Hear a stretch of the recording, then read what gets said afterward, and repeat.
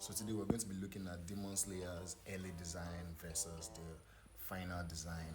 And I think the show was originally supposed to be more darker than what we finally got, but let's see how it goes. So first of all, we're going to be starting with Tanjiro. So Tanjiro's early design versus final design. I think I prefer his early design because with the scar on his face and everything, it definitely looks more badass than the final design we finally got, which makes him look like a kid.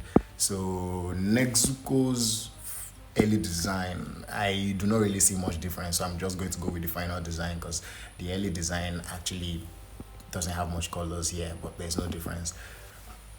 I prefer the early designs. There's nothing, in fact, the early designs, it just fits. It looks very, very badass in that early design. It fits. Then again, I prefer the final design. The final design just makes a lot more sense than the early design. I mean, it looks less buff. It looks less buff, and then you also kind of I don't know. I just prefer the final design. It makes more sense.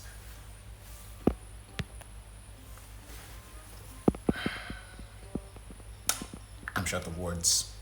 I do not know.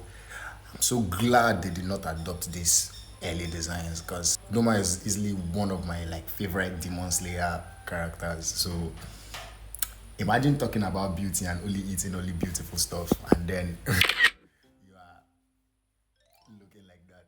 So I'm so happy they didn't adopt the early designs. So final designs for that one. And finally, Mu, subscribe for more.